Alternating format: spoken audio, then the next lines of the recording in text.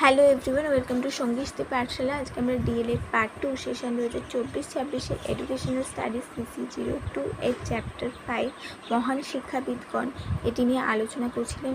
ইতিমধ্যে এর আমরা দুটি পর্ব আলোচনা করে ফেলেছি। আজকে আমরা 3 নম্বর পর্বে এর বেশ কিছু গুরুত্বপূর্ণ 2 নম্বরের প্রশ্ন এবং 7 নম্বরের প্রশ্ন নিয়ে আলোচনা করব। প্রশ্ন হচ্ছে, স্কিমা কাকে বলে, এর কয়টি প্রক্রিয়া ও কী কী? স্কিমার ধারণাটির উদ্ভাবক হলেন মনোবিজ্ঞানী আর্ট বার্টেল্ট। 1932 খ্রিস্টাব্দে তিনি এটি আবিষ্কার করেন। তার বক্তব্য অনুসারে স্কিমা হলো কোনো মুহূর্তে অর্জিত তথ্যসমূহের একক সংগঠনের পর মুহূর্তে শিশু যখন নতুন তথ্য আয়ত্ত করে তার স্কিমা প্রসারিত হতে থাকে। এইভাবে সমগ্র জীবনব্যাপী ব্যক্তি স্কিমা প্রসারিত হতে থাকে।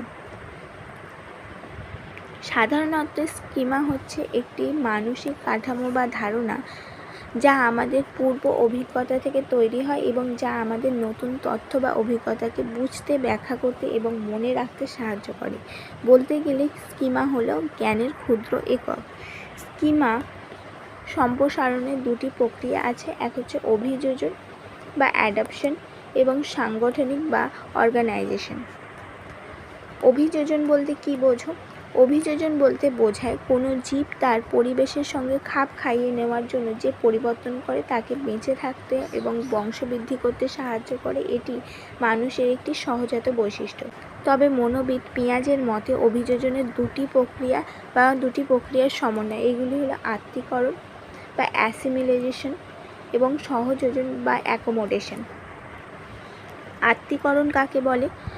আত্তীকরণ হলো কোনো স্কিমা বা প্রজ্ঞামূলক সংগঠনের মাধ্যমে নতুন তথ্য, চিন্তা, ধারণা বা ভাবের সংযোজন, যার ফলে স্কিমার পরিবর্তন তথা সম্প্রসারণ ঘটে। উদাহরণ হিসাবে আমরা যখন গাছকে চিনি, গাছ সম্পর্কে ধারণা লাভ করে সেই ধারণা সময়ের সাথে সাথে বিভিন্ন শ্রেণীকে সেই বিষয়ে নতুন জ্ঞান সংযুক্ত করার সাথে সাথে আমরা সেই সম্পর্কে অনেক কিছু জানতে পারি। এর ফলে আমাদের গাছ সম্পর্কে জ্ঞানের সঙ্গে নতুন জ্ঞান ও প্রজ্ঞার সংগঠন, এটি হলো আমাদের আত্তীকরণ। অর্থাৎ আমরা একটি গাছকে কেমন দেখতে হয় সেটা জানব, তার সাথে সাথে বিভিন্ন ধরনের গাছ, কোনো গাছ গুল্ম, কোনো গাছ লতানে, কোনটা শ্যাওলা, কোনটা বৃক্ষ ইত্যাদি আমরা জানতে পারি এবং বিভিন্ন তাদের কার্যকারিতা সম্পর্কে ধারণা লাভ করতে পারি। এটাই আমাদের প্রজ্ঞা বা জ্ঞানের সম্প্রসারণ। এবং এর মধ্যে দিয়ে আমরা সেটিকে আয়ত্ত করতে পারি, যে পরবর্তী সময় যখনই সেই গাছটা দেখব সেই গাছটা সম্পর্কে ধারণাটা আমাদের সাথে সাথে প্রকট হবে। এটাই হচ্ছে আত্তীকরণ। নেক্সট প্রশ্ন হচ্ছে, সংযোজন বলতে কী বোঝো? সংযোজন হলো নতুন তথ্য, চিন্তা, ভাবনা ইত্যাদি প্রয়োজন মতো পরিবর্তন করে স্কিমার সঙ্গে যুক্ত করা। পরিবেশের নতুন তথ্য, চিন্তা, বিষয় ইত্যাদি যদি বর্তমান স্কিমার পক্ষে সরাসরি গ্রহণ করতে অসুবিধা হয়, সেক্ষেত্রে উক্ত তথ্য, চিন্তা, ভাবনা বিষয়টিকে প্রয়োজন মতো পরিবর্তন বা বিন্যস্ত করে স্কিমা বা প্রজ্ঞামূলক সংগঠনের মধ্যে যুক্ত করা হয়। একেই বলা হয় সহযোজন। উদাহরণ হিসাবে, যদি কখনো আমরা কোনো কঠিন ধারণা বুঝতে অসুবিধায় পড়ি, তখন সেটাকে কিছু সাধারণ উদাহরণের মধ্যে দিয়ে বুঝে নিতে পারি। নেক্সট হচ্ছে, সাংগঠনিকরণ বলতে কী বোঝো? স্কিমা বা প্রজ্ঞামূলক সংগঠনসমূহ সংগঠিত হয়, আরও জটিল চিন্তামূলক কাজ করতে সক্ষম হয়। একে সাংগঠনিকরণ বলে। বই পাঠ করতে গেলে ঠিকমতো বইটা ধরতে হবে, পাতা উল্টাতে হবে এবং চোখের সঞ্চালন করতে হবে। এই তিনটে সংবেদন চালকমূলক প্রক্রিয়াকে সংগঠিত করে তবে বই পড়ার কাজটি সম্পন্ন হয়। এই সমগ্র প্রক্রিয়াকে একত্রে সাংগঠনিকরণ বলা হচ্ছে। নেক্সট প্রশ্ন হচ্ছে, পিয়াজের প্রজ্ঞামূলক বিকাশ বা কগনিটিভ ডেভেলপমেন্টের কটি স্তরের কথা বলা হয়েছে ও কী কী? পিয়াজের প্রজ্ঞামূলক বিকাশের 4টি স্তরের কথা বলা হচ্ছে। এগুলি হচ্ছে সংবেদন সঞ্চালনমূলক স্তর বা সেন্সরি মোটর স্টেজ, জন্ম থেকে 18 থেকে 24 মাস। পরবর্তী হচ্ছে প্রাক সক্রিয়তা স্তর বা প্রি অপারেশনাল স্টেজ, 2 থেকে 7 বছর। পরবর্তী হচ্ছে মূর্ত সক্রিয়তার স্তর বা কনস্ট্যান্ট অপারেশনাল স্টেজ 7 থেকে 11 বছর এবং পরবর্তী হচ্ছে যৌতিক সক্রিয়তা স্তর বা ফর্মাল অপারেশনাল স্টেজ 11 থেকে 18 বছর পর্যন্ত। পরবর্তী প্রশ্ন হচ্ছে ঋষি অরবিন্দের শিক্ষাদর্শের আধ্যাত্মিক শিক্ষার গুরুত্ব কী? ঋষি অরবিন্দ আধ্যাত্মিক শিক্ষাকে মানব জীবনের সর্বোচ্চ স্তরের শিক্ষা বা বিকাশ বলে মনে করতেন। তার মতে আধ্যাত্মিক শিক্ষা মানুষের চরিত্র ও মূল্যবোধ গঠনে সাহায্য করে। এটি আত্মজ্ঞান ও আত্ম উন্নয়নের পথ দেখায়। তাই তিনি শিক্ষার সঙ্গে আধ্যাত্মিকতার সমন্বয় ঘটানোর উপর জোর দিয়েছেন। নেক্সট হচ্ছে ঋষি অরবিন্দের মতে সাইকিক এডুকেশন কী?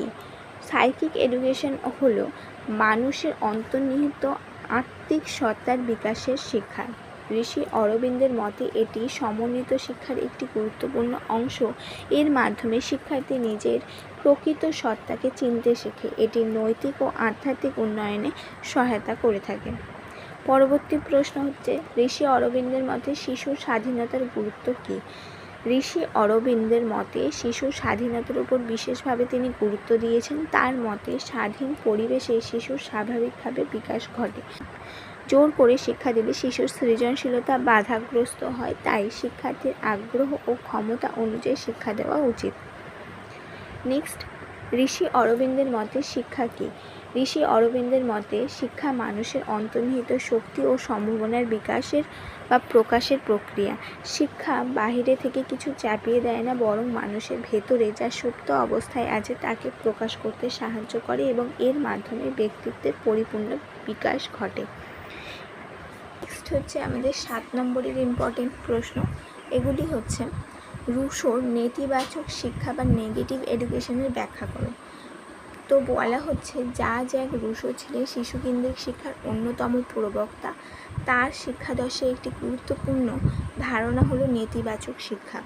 নেতিবাচক শিক্ষার বৈশিষ্ট্য হলো শিশুর উপর জোর করে জ্ঞান চাপিয়ে দেওয়া যাবে না। 2 শিশুর স্বাভাবিক ও প্রাকৃতিক বিকাশের সুযোগ দিতে হবে। 3 শিক্ষা হবে অভিজ্ঞতা ও পর্যবেক্ষণ ভিত্তিক। শিক্ষক সরাসরি জ্ঞান প্রদানকারী নয়, বরং সহায়ক হিসাবে কাজ করবেন। শিশুকে প্রকৃতির সংস্পর্শে রেখে শিক্ষা দিতে হবে। শিশুর স্বাধীনতা ও ব্যক্তিত্বকে গুরুত্ব দিতে হবে। এর মধ্যে দিয়ে শিশু প্রাকৃতিক পরিবেশে নিজের অভিজ্ঞতা ও পর্যবেক্ষণ শক্তির মধ্যে দিয়ে নতুন কিছু শিখবে। সুতরাং বলা যায় যে রুশোর নেতিবাচক শিক্ষা আধুনিক শিশুকেন্দ্রিক শিক্ষার ভিত্তি স্থাপন করেছিল। পরের প্রশ্ন ফ্রয়েবেলের কিন্ডারগার্টেন পদ্ধতির বৈশিষ্ট্য আলোচনা করো। ফ্রেডেরিক ফ্রয়েবেল কিন্ডারগার্টেন পদ্ধতির প্রবক্তা। কিন্ডারগার্টেন শব্দের অর্থ হলো শিশুদের বাগান। শিশুকে শিক্ষার কেন্দ্রবিন্দু হিসেবে এখানে ধরা হয়। খেলার মাধ্যমে শিক্ষা প্রদান করার কথা এখানে বলা হয়েছে। গিফটস ও অকুপেশনস এখানে ব্যবহার করার কথা বলা হয়েছে। শিশুর সৃজনশীলতা ও কল্পনা শক্তির বিকাশ ঘটানোর কথা বলা হয়েছে। সামাজিক ও নৈতিক গুণাবলীর বিকাশের সাহায্যের কথা বলা হয়েছে এবং শিক্ষক এখানে শিশুর সহযোগী ও পথ প্রদর্শকের মতো কাজ করবে। কোনোভাবে শিক্ষক তাকে ধরে বেঁধে বুকে পড়ানোর প্রচেষ্টা করবে না, বরং সহযোগী ও বন্ধুর মতো তার সাথে আচরণ করবে। প্রাক প্রাথমিক শিক্ষায় কিন্ডারগার্টেন পদ্ধতির গুরুত্ব আজও অপরিসীম। এই পদ্ধতির মধ্যে দিয়ে যে কিডস দিয়ে ইত্যাদি প্লে স্কুলগুলো পরিচালিত হয়। নেক্সট হচ্ছে মন্তেসরি শিক্ষার পদ্ধতির বৈশিষ্ট্য আলোচনা করো। মারিয়া মন্তেসরি শিশুদের জন্য একটি বৈজ্ঞানিক শিক্ষা পদ্ধতি প্রবর্তন করেন। এর প্রধান বৈশিষ্ট্যগুলি হলো এটি একটি শিশুকেন্দ্রিক পদ্ধতি। শিশুকে এখানে স্বাধীনভাবে কাজ করার সুযোগ দেওয়া হয়। অটো এডুকেশন বা স্বশিক্ষার উপর গুরুত্ব দেওয়া হয়। বিশেষ মন্তেসরি অ্যাপ্রোচেসের ব্যবহার করা হয়। শিক্ষকের ভূমিকা পথ প্রদর্শকের মতো শৃঙ্খলা, আত্মনির্ভরতা ও আত্মবিশ্বাস গড়ে তোলার শিক্ষা দেওয়া হয় এখানে। অর্থাৎ এখানে শিশুকেন্দ্রিক শিক্ষার মধ্যে দিয়ে শিশুকে নিজের মতো করে শেখার সুযোগ দেওয়া হয়। বিভিন্ন শিক্ষা সামগ্রী ব্যবহার করা হয় এবং এগুলো ব্যবহার করতে করতে খেলতে খেলতে তারা শেখে এবং তাদের মধ্যে শৃঙ্খলা, আত্মনির্ভরতা ও আত্মবিশ্বাস গড়ে ওঠে। মন্তেসরি শিক্ষা পদ্ধতি শিশুর সর্বাঙ্গীন বিকাশে বিশেষভাবে সহায়তা করে। নেক্সট হচ্ছে John Dewey learning by doing নীতির ব্যাখ্যা করো। জন ডিউই আধুনিক শিক্ষার একজন বিশিষ্ট চিন্তাবিদ। তার লার্নিং বাই ডুইংয়ের প্রধান কথা হচ্ছে কাজের মাধ্যমে শিক্ষা লাভ করতে হবে, শিক্ষার্থী সক্রিয়ভাবে শিক্ষায় অংশগ্রহণ করবে, বাস্তব অভিজ্ঞতা থেকে জ্ঞান অর্জন করবে, সমস্যা সমাধানের দক্ষতা বৃদ্ধি পাবে, শিক্ষা জীবন ঘনিষ্ঠ ও ব্যবহারিক হবে এবং শেখা হবে দীর্ঘস্থায়ী এবং অর্থবহ। অর্থাৎ এই শিক্ষার মধ্যে দিয়ে শিক্ষার্থীর জীবন উপযোগী বাস্তব ভিত্তিক জ্ঞান লাভ করবে, যেটা মধ্যে দিয়ে সে আগামী ভবিষ্যতে এগিয়ে যেতে পারবে এবং নিজের প্রতি সে আত্মবিশ্বাসী হয়ে উঠবে। ফলে বর্তমান শিক্ষা ব্যবস্থায় লার্নিং বাই ডুইং একটি অত্যন্ত গুরুত্বপূর্ণ নীতি হিসেবে কাজ করছে। নেক্সট হচ্ছে মহাত্মা গান্ধীর নই তালিমের বৈশিষ্ট্য আলোচনা করো। মহাত্মা গান্ধীর নই তালিম বা মৌলিক শিক্ষা প্রবর্তন করে। এক হচ্ছে এটি কর্মভিত্তিক শিক্ষার উপর জোর দেওয়া হয়েছে, মাতৃভাষার মাধ্যমে শিক্ষা প্রদানের কথা বলা হয়েছে, শিক্ষার্থীর স্বনির্ভরতা গড়ে তোলার কথা বলা হয়েছে, শিক্ষা ও উৎপাদনমূলক কাজের সমন্বয় ঘটানো হয়েছে, চরিত্র গঠন ও নৈতিক শিক্ষার উপর গুরুত্ব দেওয়া হয়েছে, সমাজসেবা ও শ্রমের মর্যাদা শেখানো হয়েছে। এর মধ্যে দিয়ে শিক্ষার্থী ব্যক্তি জীবনে বাস্তবমুখী সমস্যার সাথে পরিচয় হবে এবং তারা জীবনে এগিয়ে যাওয়ার জন্য যে জীবন যুদ্ধের যে পরিস্থিতির সাথে পরিচিত হবে এবং শ্রমকে গুরুত্ব দিতে শিখবে এবং শিক্ষাকে তার সাথে এবং জ্ঞানকেও তার সাথে সংযুক্ত করবে। নই তালিম শিক্ষাকে বাস্তব জীবন ও কর্মের সঙ্গে যুক্ত করেছে। পরবর্তী প্রশ্ন হচ্ছে স্বামী বিবেকানন্দের শিক্ষাদর্শের সংক্ষেপে আলোচনা করো। স্বামী বিবেকানন্দ ভারতীয় শিক্ষা চিন্তার একজন বিশিষ্ট ব্যক্তিত্ব। তার শিক্ষা দর্শনের মূল ভিত্তি হলো শিক্ষা হলো মানুষের অন্তর্নিহিত সত্তার পরিপূর্ণ প্রকাশ। চরিত্র গঠনের শিক্ষার প্রধান উদ্দেশ্য আত্মবিশ্বাস ও আত্মনির্ভরতা বৃদ্ধি করতে হবে। নৈতিক ও আধ্যাত্মিক শিক্ষার উপর গুরুত্ব দিতে হবে। ম্যান মেকিং এডুকেশনের উপর জোর দিতে হবে, অর্থাৎ একজন সঠিক মানুষ গড়ে তুলতে হবে। শিক্ষার মাধ্যমে আদর্শ মানুষ গড়ে তুলতে হবে। স্বামী বিবেকানন্দের শিক্ষা আজও যুব সমাজের জন্য অত্যন্ত প্রাসঙ্গিক, কারণ এখানে কেবলমাত্র একজন উৎপাদনশীল মানুষ নয়, একজন প্রকৃত অর্থে আদর্শ মানুষ গড়ে তোলার কথা বলা হয়েছে। নেক্সট হচ্ছে রবীন্দ্রনাথ ঠাকুরের শিক্ষার উদ্দেশ্য আলোচনা করো।